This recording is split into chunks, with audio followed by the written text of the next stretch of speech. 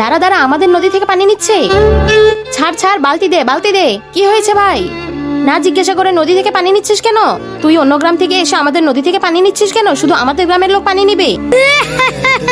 আমাদের রাজত্ব এই নদীর পানি। আরে ওই যে দোকান, ওখানে দাঁড়া। আরে ভাই, একটা পানির বোতল দেন। গলা শুকিয়ে গেছে।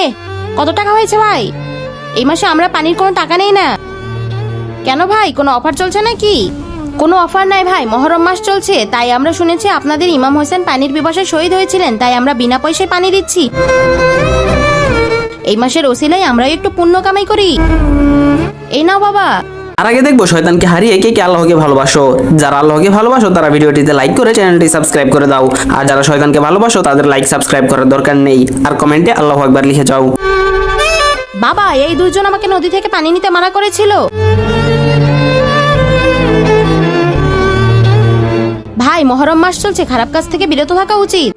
ভালো পুণ্য কাজ করেন আঙ্কেল। ভাই, আমাকে মাফ করে দেন, আমাদের নদী থেকে এখন থেকে খাওয়ার পানি নিতে পারবেন। বন্ধুরা, চ্যানেলটি সাবস্ক্রাইব করে কমেন্টে লিখে যাও আল্লাহু আকবার।